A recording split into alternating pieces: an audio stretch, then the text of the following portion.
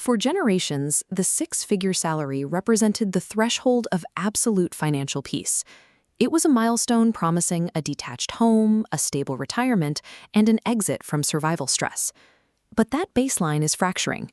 Surveys show 64% of Americans earning $100,000 describe it as the bare minimum to stay afloat.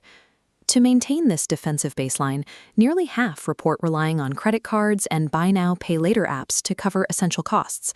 To see where that money actually goes, we have to look at the modern economic pressures that begin eroding a paycheck the moment it's issued. $100,000 today functions less as a finish line and more like a raw material, a starting number immediately subjected to localized and behavioral deductions. The first deduction is determined by your zip code. Because high-paying roles are often tethered to specific hubs, the local environment exerts a massive immediate tax on every dollar earned. Consider the tax burden. This aerial view of Baltimore represents one of the steepest initial cuts. Here, the effective tax rate on a $100,000 salary is 31.5%, stripping away nearly a third of the gross income before it ever hits a bank account. When you add a high cost of living premium to those taxes, the erosion accelerates.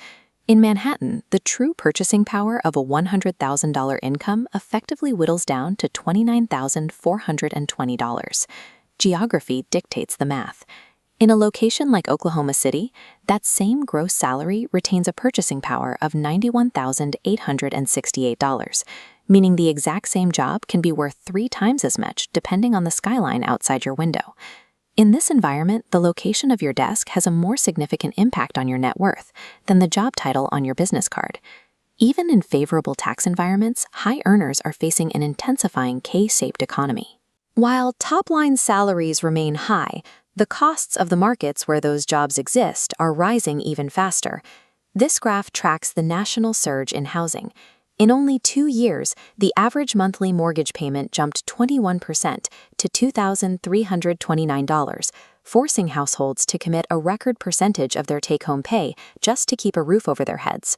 Regional competition makes the squeeze even tighter. Homeowners in California face average monthly payments of $3,672, a cost that prices the median earner out of 75% of the homes currently on the market. This housing trap eliminates the financial flexibility that used to define a high-income life. Instead of building wealth, these earners are forced to stretch their budgets to the absolute breaking point to achieve homeownership in desirable areas. The macro squeeze transforms a robust salary into a series of mandatory obligations, turning six-figure earners into house-poor participants in a market they can barely afford.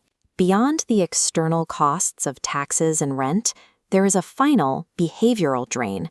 It's the internal pressure to maintain a standard of living that signals success to our peers. This is driven by hedonic adaptation, the psychological process where we quickly get used to luxury upgrades. Within 4 to 6 months of moving into a larger apartment or buying a newer car, the excitement fades, and the upgrade becomes our new, expensive normal. This creates a cycle where every income boost is immediately consumed by a new recurring cost. We upgrade our baseline, return to our original level of happiness, and then look for the next boost to start the process over. The result is lifestyle creep. When expenses rise in lockstep with income, your savings rate remains stagnant. You might be earning more, but you aren't actually becoming more financially secure. By tying our expenses to our income growth, we effectively lock ourselves into a cycle where a high salary becomes a requirement for survival rather than a tool for freedom.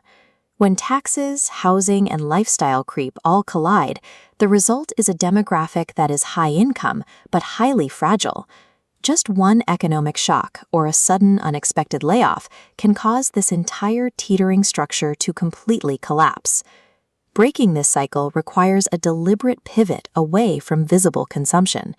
It means choosing to decouple spending from your paycheck, regardless of how much your income grows.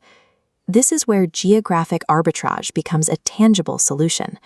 By moving from a market like Manhattan to Oklahoma City, an earner can effectively buy back $60,000 in annual purchasing power.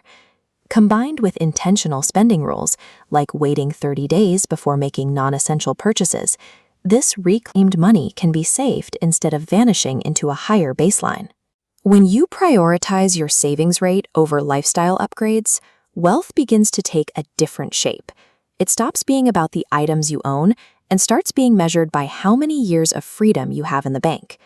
The ultimate flex in a shaky economy is having the autonomy to walk away from a toxic job or weather a market downturn.